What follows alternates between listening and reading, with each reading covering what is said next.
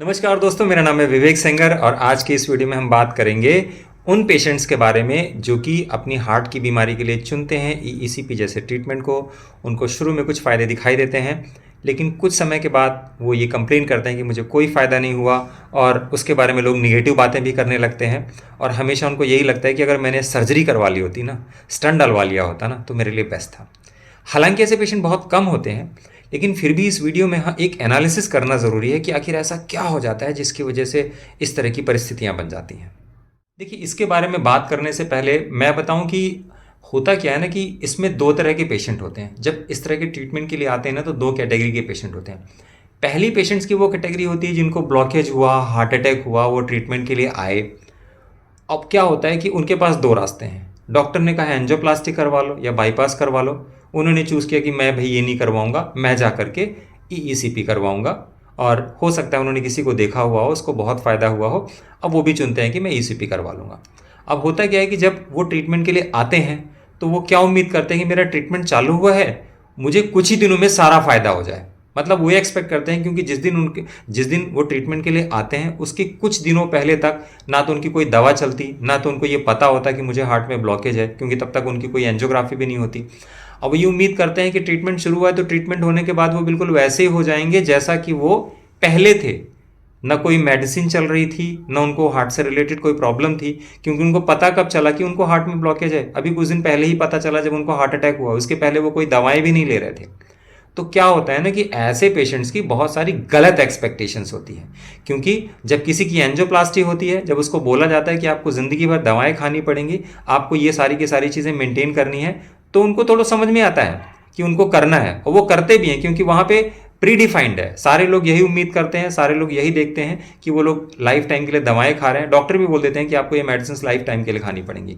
लेकिन जो लोग बिना सर्जरी वाले ट्रीटमेंट के लिए आते हैं, वहाँ क्या होता है कि हम बहुत सारी लाइफस्टाइल की चीज़ें बताते हैं, और साथ में हम ये बताते हैं कि अगर आप इसको अच्छे से फॉलो करेंगे तो कुछ दिन में आपकी दवाएं धीरे धीरे कम होती जाएंगी। तो यहाँ पे जो गलत एक्सपेक्टेशंस होती हैं वो कई लेवल्स पे होती हैं। पहली जो गलत एक्सपेक्टेशन होती है वो ये पेशेंट ये उम्मीद लगा के आता है कि इससे मेरी ब्लॉकेज खुल जाएगी। मैंने पहले भी इसके ऊपर एक वीडियो रिकॉर्ड किया हुआ है कि ईईसीपी ट्रीटमेंट हमारे हार्ट में जो कोरोनरी आर्टरीज हैं उसमें ब्लड के फ्लो को बढ़ा देती हैं, मायोकार्डियम में ब्लड की सप्लाई बढ़ जाती है, लेकिन ये ब्लॉकेज को खोलने के लिए ट्रीटमेंट नहीं है। अगर आपको ब्लॉकेज खोलना है तो जो हमारे बॉडी में नॉन कैल्सिफाइड ब्लॉकेज हैं, अगर आप एक अच्छा लाइफस्टाइल फॉलो करेंगे, पूरे डिसिप्लिन के साथ फॉलो करेंगे, तो 2 से 3 साल के अंदर आपको ब्लॉकेज में रिवर्सल ज़रूर देखने को मिलेगा। और ये सारी की सारी चीज़ें क्लिनिकली प्रूवन है। 2004 में जर्नल ऑफ फैमिली मेडिसिन में इस तरह का एक रिसर्च भी पब्लिश किया गया था, जिसके बेसिस पे मैं पेशेंट्स को ये चीज़ बताता हूँ। इसके बाद ऐसे भी पेशेंट होते हैं जब उनका ट्रीटमेंट शुरू होता है तो उनको क्या होता है, जो पहले चलने में डिस्कम्फर्ट हो रही है, उनको एंजाइना होता है, उनको रिजल्ट तो 1-2 दिन में दिख जाता है कि मेरे को पहले से एंजाइना में रिलीफ है, उनको कोई दिक्कत नहीं जा रही है। लेकिन होता क्या है कि जब उनको 10 दिन, 15 दिन, 20 दिन हो जाते हैं, उनको ऐसे कई सारे पेशेंट होते हैं जिनको 100% तो फ़ायदा नहीं हो पाता। पहले से they are better than 70-80% better हैं, वो अच्छा चल लेते हैं, चलते हैं। थोड़ी देर में उनको अगर हल्की सी भी चुभन हो गई, उसके बाद चाहे भले दोबारा उनको एंजाइना एपिसोड्स ना हो, लेकिन अगर उनको हल्की सी भी चुभन हो गई तो वो ये कहते हैं कि भैया ये जो चुभन हो रही है ना, ये एकदम अभी तक ख़त्म क्यों नहीं हो गई। कई बार ट्रीटमेंट खत्म होते होते 70-80% पेशेंट ऐसे हैं जिनकी सारी प्रॉब्लम्स खत्म हो जाती है, लेकिन फिर भी 20% पेशेंट ऐसे रह जाते हैं जिनकी प्रॉब्लम्स 100% ठीक नहीं हो पाती। लेकिन ये गलत एक्सपेक्टेशन करना कि मेरा ट्रीटमेंट शुरू होगा तो मेरी सारी की सारी प्रॉब्लम ओवरनाइट खत्म हो जाएगी, ऐसा नहीं होता। ये ट्रीटमेंट लगभग 6 से 7 हफ्ते चलता है, और हम ये एक्सपेक्ट कर सकते हैं कि लगभग 80% पेशेंट ऐसे होते हैं जिनके के सारे सिम्टम्स ड्यूरिंग द ट्रीटमेंट खत्म हो जाते हैं। अगर कुछ ऐसे पेशेंट रह जाते हैं जिनके के 100% सिम्टम्स नहीं जा पाते, उनको ट्रीटमेंट खत्म होने के बाद भी जो प्रोटोकॉल्स बताए जाते हैं, अगर उसको फॉलो करते हैं तो अगले 3 से 4 महीने में भी वो लोग भी एक डिजायरेबल रिजल्ट एक्सपेक्ट कर सकते हैं। इसके अलावा कुछ ऐसे पेशेंट होते हैं ना जिनको कि कुछ क्या, अगर मैं बात करूं तो ज़्यादातर ऐसे पेशेंट होते हैं, क्योंकि हार्ट की बीमारी एक तरह का मेटाबॉलिक डिसऑर्डर भी है, ये एक लाइफस्टाइल की बीमारी है। अगर हम सभी लोगों का अल्ट्रासाउंड करा के देखें तो हमको पता चलेगा कि 70 से 80% लोग तो ऐसे हैं जिनको कि फैटी लीवर होकर रखा हुआ है, जिनका लीवर पहले से ज़्यादा फैट बना रहा है। अब होता क्या है कि ऐसे लोगों को कई बार यहाँ पे पेट में राइट साइड में या लेफ्ट साइड में हल्की सी चुभन सी महसूस होती है, और वो चुभन कई बार शाम को हो जाती है, कई बार बैठे बैठे भी वो चुभन हो जाती है, और उनको ये लगता है कि ये एंजाइना हो रहा है। जबकि अगर उसको उस टाइम पे अगर ईसीजी करके देखा जाए तो वहाँ पे कोई एंजाइना नहीं है, कोई ईसीजी में कोई चेंजेस नहीं दिखाई दे रहे हैं। अब उनको लगता है कि ये प्रॉब्लम जो है ना ब्लॉकेज की वजह से, अगर मैंने स्टंट डलवा लिया होता तो मेरे यहाँ मेरी ये चुभन भी नहीं होती। तो ये ना एक गलत एक्सपेक्टेशन है, वो अलग प्रॉब्लम है, उसका सोल्यूशन भी अलग है। That problem is not related to your heart problem. इसलिए ये गलत एक्सपेक्टेशन की वजह से ना लोगों को लगता है कि मैंने तो ट्रीटमेंट करा लिया, और जब एक बार दिमाग में चीज़ आ जाती है ना कि मेरे को फायदा नहीं हुआ ना, तो ये फिर चीज़ें मल्टीप्लाई होने लगती हैं। आप किसी डॉक्टर के पास जाएंगे जो सर्जरी करने वाले हैं, जो इंटरवेंशनल कार्डियोलॉजिस्ट बोलेगा अरे तुमने क्या करवा लिया, इसमें तो कुछ होता ही नहीं, इसमें तो कोई फायदा नहीं होता, तुमने अपना टाइम एनर्जी पैसा सब खराब कर दिया।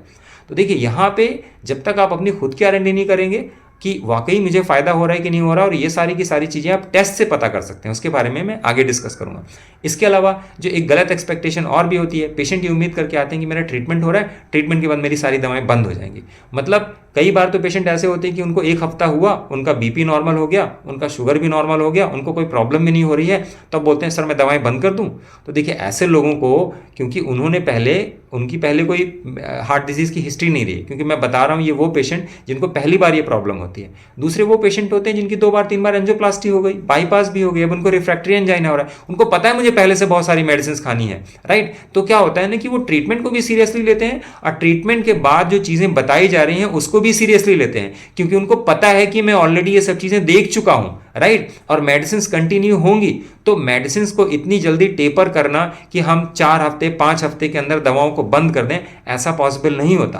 तो एक जो दवाएं होती हैं वो हमारे मैनेजमेंट के लिए बहुत अच्छी दवाएं हैं, लेकिन बिना डॉक्टर की परमिशन के अपनी केवल अप्रोच लगा करके कई बार पेशेंट्स डॉक्टर के ऊपर भी एक साइकोलॉजिकल प्रेशर बनाने लगते हैं, सर मेरी दवाएं तो कम कर ही दो, मेरा तो देखो अभी कोलेस्ट्रॉल भी ठीक आ रहा है, मेरे को कोई दिक्कत भी नहीं हो रही है। और डॉक्टर कई बार पेशेंट के सेटिस्फैक्शन के लिए दवाएं कम भी कर देते हैं कि देखो तुम्हारी दवाएं कम हो गई, लेकिन ये एक अच्छी स्ट्रैटेजी नहीं है। आप एक अच्छी लाइफस्टाइल को फॉलो करें 3 महीने 6 महीने के लिए, उसके बाद अगर कुछ दवाएं कम की जा सकती हैं, जो चीज़ें आप अपनी हैबिट में डाल लेंगे, जैसे स्टैटिन है, अगर आप 40 mg ले रहे हैं या 20 mg ले रहे हैं, 10 mg ले रहे हैं, साथ में आपने सनलाइट में बैठने का एक आदत बना लिया और आप खुद कमिटेड है कि मैं ये मेंटेन करूंगा, वहां पे आप स्टैटिन कम कर सकते हैं।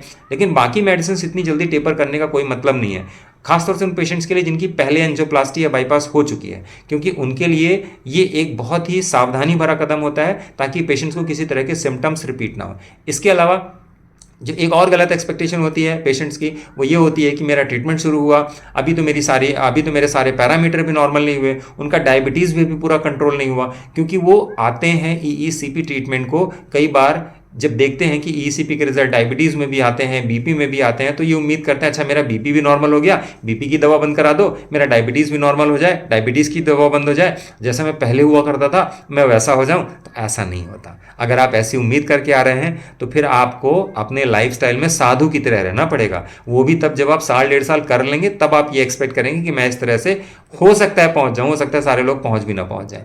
इसके अलावा जो हार्ट फेलियर के पेशेंट होते हैं, उन लोगों की गलत एक्सपेक्टेशन क्या होती है, वो ये मान के चलते हैं, क्योंकि देखिए हार्ट फेलियर में कई तरह के पेशेंट आते हैं, कुछ डायलेटेड कार्डियोमायोपैथी के हैं, कुछ हाइपरट्रॉफिक कार्डियोमायोपैथी के, कुछ इस्चीमिक कार्डियोमायोपैथी के पेशेंट हैं। अब ऑब्वियसली जो पेशेंट इस्चीमिक कार्डियोमायोपैथी का उसको बेटर रिजल्ट आएगा, जो पेशेंट डीसीएमपी का है उसको रिजल्ट बहुत स्लो आएगा।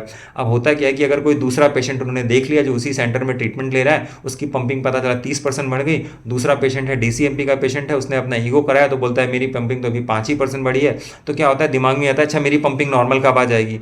तो और कई सारे पेशेंट तो ऐसे होते हैं कि वो डॉक्टर से बोलते हैं सर आप एक काम करो, ऐसा क्या करोगे कि मेरी पंपिंग नॉर्मल आ जाए। अभी कुछ दिन पहले का मैं एक इंसिडेंट बताऊं, एक पेशेंट से मैं बात कर रहा था, बोला सर आप जो खर्चा लेना ले लो, मेरी पंपिंग 60% पहुंचा दो। अरे ये कोई मैजिक है क्या? ऐसा थोड़ी ना होता है ना। जो नेचर ने जैसा सिस्टम बनाया है वो वैसे ही काम करेगा, राइट। तो ये जो है ना गलत एक्सपेक्टेशन है। अब मैं बात करूं कौन से पेशेंट ऐसे होते हैं जिनके रिजल्ट्स जल्दी चले जाते हैं, तो इसमें इंपॉर्टेंट चीज़ ये है, कुछ कैटेगरी है पेशेंट्स की कि अगर उनकी ये सारी की सारी बीमारियां साथ में ये सारी की सारी कंडीशन बनी हुई हैं तो कुछ दिन में रिजल्ट्स अपने आप गायब होने लगते हैं। उसमें सबसे पहला कंडीशन होता है जो सीवियर डायबिटिक के पेशेंट होते हैं, इंसुलिन डिपेंडेंट पेशेंट होते हैं, लाइफस्टाइल को भी बहुत अच्छे से मैनेज नहीं करते और उनका सी पेप्टाइड जो है लेवल बहुत बड़ा होता है, इसके बाद भी वो इंसुलिन ले रहे होते हैं। और ऐसे पेशेंट्स में कितना भी अच्छा रिजल्ट आ जाए वो रिजल्ट कुछ टाइम में अपने आप चला जाएगा, क्योंकि जो बढ़ा हुआ इंसुलिन का लेवल है ये कोलेटरल रिग्रेशन का काम करना शुरू कर देता है, कोलेटरल्स डैमेज होने लगते हैं, इसकी वजह से जो सिम्टम्स आ रहे होते हैं वो सिम्टम्स भी चले जाते हैं। तो ज़रूरी ये है कि ऐसे पेशेंट जो इंसुलिन डिपेंडेंट है वो ट्रीटमेंट ख़त्म होने के बाद भी बहुत अच्छे से फॉलो करें लाइफस्टाइल को, क्योंकि अगर वो ये नहीं करेंगे और साथ में वो पूरा टारगेट रखें कि वो अपने इंसुलिन रेजिस्टेंस को रिवर्स करें, अगर वो रिवर्स कर लेंगे तो उनके रिजल्ट्स बहुत अच्छे होंगे। और अगर वो कुछ नहीं करेंगे तो हो सकता है ड्यूरिंग द ट्रीटमेंट उनको बहुत अच्छे रिजल्ट्स दिखने लगें, लेकिन ट्रीटमेंट के आने वाले कुछ महीनों या एक आध साल के अंदर अंदर उनके रिजल्ट्स ऐसा भी उनको लगे कि उनको कोई फायदा नहीं हो रहा है, राइट। इसके अलावा जो हार्ट फेलियर में एक कंडीशन होती है सीवियर डायलेटेड कार्डियोमायोपैथी, कुछ पेशेंट ऐसे भी होते हैं जिनके के जो कार्डियक आउटपुट है 12-15 मिलीलीटर पर स्ट्रोक रह जाता है, राइट। तो ऐसे पेशेंट्स में आप कितना भी ट्राई मार लो, अकेले ईसीपी से बहुत अच्छे रिजल्ट नहीं आते, बहुत नॉमिनल रिजल्ट आते हैं। और पेशेंट यहाँ से जाने के बाद यहाँ पे मैं बताऊँ लाइफस्टाइल डाइट के अलावा नेचुरोपैथी के ट्रीटमेंट बहुत अच्छा काम करते हैं, क्योंकि जो नेचुरोपैथी के ट्रीटमेंट हैं वो बेसिकली हमारे हार्ट के आफ्टर लोड को कम करने में बहुत हेल्प करते हैं।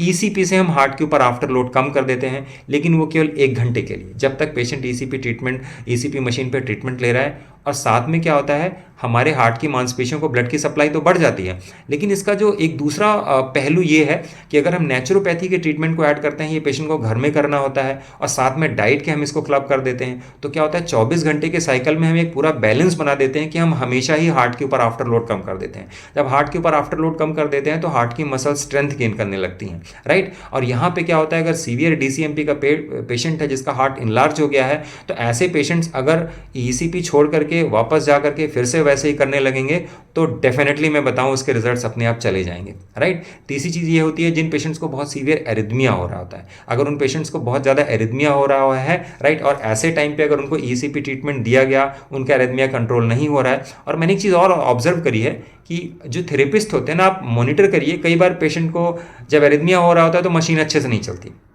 कुछ थेरेपिस्ट तो ऐसे भी हैं कि डेमो मोड पे मशीन चला देते हैं, पेशेंट को क्योंकि पता नहीं लगेगा, उसको लगेगा मेरा ईसीपी तो अच्छे से हो रहा है, तो एक प्लेसिबो इफेक्ट जनरेट होता है लेकिन रिजल्ट नहीं आता। और इंडिया में ऐसे बड़े बड़े नाम भी हैं, कुछ लोगों को मैं जानता हूं, पर मैं यहाँ पे उसके बारे में डिस्कस नहीं करूंगा। और थेरेपिस्ट को आप देखिए जो आपको ईसीपी थेरेपी दे रहा है, जिस बंदे के अंदर में आपका ट्रीटमेंट हो रहा है, उसको वाकई ईसीपी की अच्छी समझ भी है कि नहीं है, कि बस मशीन पे लेटा के पट्टा बांध दिया, मशीन चला दिया, ईसीपी चला दिया। अगर ऐसे ट्रीटमेंट ले रहे हैं तो हो सकता है कोई ऐसा कॉन्ट्रा इंडिकेशन हो जिसका आपको पता ना हो और आपको उसके रिजल्ट्स ना आए, तो ऐसे पेशेंट्स को भी रिजल्ट्स नहीं आते। इसके अलावा जिन पेशेंट्स को वॉल्व में प्रॉब्लम है, जैसे कि मैं बताऊं ऐसे पेशेंट भी हैं जिनके आयोटिक वॉल्व में अगर उनको मॉडरेट या सीवियर रिगर्जिटेशन है या स्टेनोसिस है, वॉल्व सिकुड़ गई है, तो ऐसे पेशेंट्स को ईसीपी नहीं देना चाहिए। माइल्ड केसेस में एक एक्सपर्ट डॉक्टर की एडवाइस में आप एक बार सेकंड ओपिनियन लेकर के ट्राई किया जा सकता है, अगर कोई दूसरा ऑप्शन नहीं है। अदरवाइज कोशिश करें कि आप उसके लिए अल्टरनेटिव और ट्रीटमेंट्स भी हैं, नेचुरोपैथी है, लाइफस्टाइल है, आयुर्वेद में भी ऐसे कई सारे ट्रीटमेंट हैं जिससे हम अच्छे रिजल्ट्स डिलीवर कर सकते हैं। लेकिन ऐसे पेशेंट्स को ईसीपी नहीं देना चाहिए, ऐसे पेशेंट्स को जो रिजल्ट्स आते हैं वो चले जाते हैं। और इन सब चीज़ों के बाद मैं एक कंडीशन बताऊं, जो हार्ट फेलियर के पेशेंट होते हैं उनके रिजल्ट्स क्यों चले जाते हैं। अगर पंपिंग किसी की कम हो गई है, 45 के नीचे चली गई है, 40, 30, 20 जो भी चली गई है, ईसीपी ट्रीटमेंट लिया, पंपिंग बढ़ गई। पंपिंग बढ़ने के बाद ऐसे पेशेंट्स को चाहिए कि अगले कम से कम 2 से 3 साल तक वो लगातार बूस्टर डोज लें, लगातार एडिशनली और भी जो ट्रीटमेंट है वो करें। एडिशनल ट्रीटमेंट में मैं बात करूं, पर्सनली मैंने देखा है पंचकर्मा के बहुत अच्छे, अगर साथ में ट्रीटमेंट दिया जाता है ईसीपी के, तो बहुत अच्छे रिजल्ट आते हैं। नेचुरोपैथी के ट्रीटमेंट हैं, डाइट लाइफस्टाइल मैंडेटरी है, आप चाहे हार्ट फेलियर के पेशेंट हो, चाहे ब्लॉकेज के पेशेंट हो, इनफैक्ट चाहे आप हेल्दी इंसान हो, आपको लाइफस्टाइल तो फॉलो करना ही करना चाहिए। जो गाइड किया गया है उसको ज़रूर से फॉलो करें। और ऐसे पेशेंट क्या होता है, जब एक बार पंपिंग बढ़ गई तो बढ़ने के बाद क्या होता है, वो घर जाने के बाद हाथ पे हाथ धर के बैठ जाते हैं। वो वही खाएंगे, रात को 9 बजे खाना खाएंगे, सुबह उठ के चाय पियेंगे, है ना, बस नाम के लिए सुबह थोड़ा सा उन्होंने फ्रूट खा लिया। अब हमने ट्रीटमेंट करके किसी की पंपिंग लेट से मान के चलिए 25 थी, हमने पता चला 50 पहुंचा दिया। फिर जब 1 साल के बाद 1.5 साल के बाद वो ईको कराएंगे तो पता चला 50 से घट करके वो फिर से 40 पे आ गई। फिर वो बोलते हैं देखो मेरे को तो ट्रीटमेंट काम नहीं किया। उसमें गलती यही होती है कि अगर आपने हार्ट फेलियर के पेशेंट हैं, आपने ट्रीटमेंट किया, आपकी पंपिंग बढ़ गई, ये मत सोचो सब ठीक हो गया। आप ईईसीपी ट्रीटमेंट के साथ में बाकी सारी चीज़ें ऐड ऑन करके रखो। आपकी पंपिंग बढ़ने के बाद 2-3 साल तक इन सारी चीज़ों को ऐड करके आप कोशिश करो या तो पंपिंग आपकी वहाँ से और ज़्यादा बढ़े या वो सस्टेन रहे। अगर 2 साल तक अच्छे से सस्टेन रहेगी फिर वो सस्टेन रहेगी, तब आपके पास डिस्काउंट लेने का ऑप्शन है, अदरवाइज आपके पास डिस्काउंट लेने का कोई ऑप्शन नहीं है। तो ये चीज़ें मैंने अपने एक्सपीरियंस में देखी हैं, ये कोई मैं लिखी पढ़ी बात नहीं बता रहा हूँ, जो मैंने अपने एक्सपीरियंसेस में देखा है कि इस तरह के पेशेंट होते हैं जिनको की दिक्कत जाती है। इसके अलावा मैं बात करूं रिजल्ट क्यों चले जाते हैं, ये तो मैंने आपको बताया कि कौन से पेशेंट है चले जाते हैं, रिजल्ट्स क्यों चले जाते हैं। देखिए इंडिया में तो ये सब चीज़ें बहुत कम चलती हैं, लेकिन ईसीपी ट्रीटमेंट के बाद या जिसकी एंजियोप्लास्टी या बाईपास सर्जरी हो जाती है उसके बाद नॉर्मली क्या होता है, पेशेंट को डाइट के साथ में सप्लीमेंट्स दे दिए जाते हैं। कोएंजाइम Q10 है, मैग्नीशियम है, विटामिन K2 के सप्लीमेंट्स दे दिए जाते हैं उसको, और ये सप्लीमेंट काफ़ी एक्सपेंसिव होते हैं। CoQ10 तो बहुत ही एक्सपेंसिव सप्लीमेंट होता है और पेशेंट को बोला जाता है कि आप रेगुलर लो। इंडिया में भी ऐसे पेशेंट हैं जो इस तरह का सप्लीमेंट लेते हैं, अपनी हेल्थ के फायदे के लिए लेते हैं ताकि उनको हार्ट के आगे प्रॉब्लम ना हो। तो बेसिकली मेरा काम क्या होता है, मेरा काम ये होता है कि मैं उनको उनके डाइट में एक ऐसा कॉम्बिनेशन बताऊं जिसकी वजह से उनको उनके डाइट से ही ये सब चीज़ें एक सप्लीमेंट से बेटर तरीके से मिल पाएँ। जैसे मैं डाइट में बताता हूं कि आपको हर दिन एक फर्मेंटेड फूड लेना ही लेना है, और साथ में मैं लोगों को केफीर है लेने के लिए बोलता हूं कि आपको केफीर लेना ही लेना है। केफीर है, कंबूचा है, किमची है, सवरक्राउट है, अम्बली है, कांजी है, इस तरह के बहुत सारे फूडिंग ऑप्शन है और आपको डेली लेना है, तब जाकर के आपके बॉडी में जो विटामिन K2 की रिक्वायरमेंट है वो पूरी होगी। और विटामिन K2 जब हमारे बॉडी में सफिशिएंट क्वांटिटी में रहेगा तो हमारे बॉडी में एथेरोस्क्लेरोसिस है ना, उसको रोकने का काम करता है। हमारी हड्डियों से जो कैल्शियम निकाल करके हमारा बॉडी खुद उसको आर्टरीज में डिपॉजिट कर रहा है, उसको रोक देगा। उसके लिए जरूरी क्या, फर्मेंटेड फूड लेंगे तब ये हमारा बॉडी उस सिचुएशन को मीट करेगा। और इसके अलावा आपको मैग्नीशियम आपकी बॉडी एब्जॉर्ब करेगी, जिसकी वजह से आपको फ्यूचर में कोई प्रॉब्लम नहीं होगी और आपकी वेस्कुलर हेल्थ अच्छी रहेगी। और ये सब आप करेंगे तो आप कह सकते हैं कि आपके रिजल्ट सस्टेन रहेंगे। अब यहां होता क्या है कि अगर मैं डाइट की बात करूं, पेशेंट को मैं बोलूंगा खाना 7 o'clock को खाना है, 7:30 को, वो खाएगा 8:30 या 9 o'clock को, राइट। जितना मैं बोलूंगा उसका पेशेंट 20% करेगा, बोलेगा कर तो वही रहा हूं विवेक जी जो आप बोल रहे हो, फिर भी मेरे को दिक्कत जा रही है। तो मैं बता दूं जितना डिस्काउंट पेशेंट करता है उसी हिसाब से उसके रिजल्ट्स भी वेरी करते हैं, राइट। देर रात तक जागना, सही तरीके से डाइट ना लेना, फर्मेंटेड फूड मैं कितना भी बता दूं बहुत सारे लोग कंप्लीटली इग्नोर कर जाते हैं। वो एक्सपेक्ट करते हैं जो कुछ आएगा ट्रीटमेंट से आएगा, ये सब चीज़ें मैं करूं ना करूं। तो देखिए जितना आप करेंगे उतना ही आपको रिजल्ट आएगा, क्योंकि ये सब चीज़ें आपके रिजल्ट्स को सस्टेन करने के लिए और आपको लॉन्ग टर्म में बेनिफिट देने के लिए हैं। ये चीज़ें बहुत ज़रूरी हैं, राइट। तो आप डाइट में इस चीज़ की गलती ना करें कि आपको फर्मेंटेड फूड लेने के लिए बोला गया है तो आप उसको लेते रहें, कंटिन्यू करें, तभी आपको लॉन्ग टर्म रिजल्ट दिखाई देंगे। इसके अलावा बहुत सारे पेशेंट ऐसे भी होते हैं जो ट्रीटमेंट के बाद बिना किसी से एडवाइस लिए अपनी दवाएं छोड़ देते हैं, और दवाएं छोड़ देते हैं तो ऑब्वियसली सिम्टम्स बढ़ जाते हैं, हार्ट के ऊपर आफ्टर लोड बढ़ जाता है, बीपी बढ़ जाता है, तो जो फायदा हुआ भी है वो कुछ दिन में चला जाता है। इसीलिए दवाएं बिना किसी एक्सपर्ट डॉक्टर की सलाह के अपने आप ना छोड़ें, नहीं तो आपको आने वाले टाइम पर ज़रूर से प्रॉब्लम हो जाएगी और आपको लगेगा कि मेरे को इस ट्रीटमेंट का कोई फायदा नहीं हुआ। इसके अलावा जो आखिरी चीज़ है जिसकी वजह से ट्रीटमेंट के रिजल्ट चले जाते हैं वो ये है कि ट्रीटमेंट ही गलत होता है। ट्रीटमेंट गलत होने का मतलब कि आपको कोई कॉन्ट्राइंडिकेशन था, पेशेंट को सिम्टम्स थे और पेशेंट चला गया, पेशेंट को ट्रीटमेंट दे दिया गया, और हो सकता है कि एक प्लेसिबो इफेक्ट की वजह से शुरू में उसको लग रहा हो कि मुझे कुछ फ़ायदा है, लेकिन पेशेंट को कोई फ़ायदा नहीं हुआ। इसीलिए जिस बंदे के साथ में, जिस डॉक्टर के साथ में आप ट्रीटमेंट ले रहे हैं, उसके पहले टेक्निकल नॉलेज को अच्छे से देखिए कि उसको सारी की सारी चीज़ें पता हैं कि नहीं पता है। मैंने कई सारे ऐसे लोग देखे हैं कि उनको बेसिक्स भी नहीं पता होता, इकोकार्डियोग्राम में क्या है क्या नहीं है। इकोकार्डियोग्राम को लोग ग्रांटेड लेके रखते हैं। इनफैक्ट मैं बताऊं, पेशेंट को तो ये लगता है कि सबसे इंपॉर्टेंट चीज़ तो एंजियोग्राफी है, कार्डियोग्राम क्या ही होगा। लेकिन मैं बता दूं ईसीपी ट्रीटमेंट देने के लिए जो सबसे इंपॉर्टेंट रिपोर्ट है वो है आपकी इकोकार्डियोग्राम, जिसके बेसिस पे हमको ये पता चलता है कि कोई इंडिकेशन है या कॉन्ट्राइंडिकेशन है, और अगर कोई कॉन्ट्राइंडिकेशन है तो उसको पहले से ही अच्छे से फाइंड आउट करना चाहिए। और अगर वो पेशेंट ईसीपी के लिए सूटेबल नहीं है तो उसको ईसीपी ट्रीटमेंट नहीं देना चाहिए, क्योंकि अगर उसको शुरू में कुछ रिजल्ट्स आएंगे भी तो कुछ दिन में वो चले जाएंगे। तो मुझे उम्मीद है कि इस वीडियो में मैंने जो चीज़ें बताई हैं वो आपके लिए फ़ायदेमंद लगेंगी। अगर आपने भी ईसीपी ट्रीटमेंट लिया है या आप अपने हार्ट के ट्रीटमेंट के लिए ईसीपी ट्रीटमेंट देख रहे हैं और आप सेकंड ओपिनियन चाहते हैं तो हमारे नीचे दिए गए नंबर्स पे या हमारी ईमेल आईडी पे आप अपनी रिपोर्ट्स भेज करके आप फ्री में सेकंड ओपिनियन ले सकते हैं। और इसके अलावा अगर आप हमसे फिजिकली कंसल्ट करना चाहते हैं तो आप हमसे व्हाट्सएप के थ्रू अपॉइंटमेंट बुक करके हमसे पेड कंसल्टेशन भी ले सकते हैं। तो मुझे उम्मीद है कि इस वीडियो में बताई गई चीज़ें आपको अच्छी लगी होंगी। अगर आपको इस वीडियो में कोई वैल्यू दिखाई दी हो तो हमारी वीडियो को लाइक कीजिए और हमारे चैनल को जरूर सब्सक्राइब कीजिए। Thank you so much. इस वीडियो को यहीं पे साइन ऑफ करते हैं। Bye bye.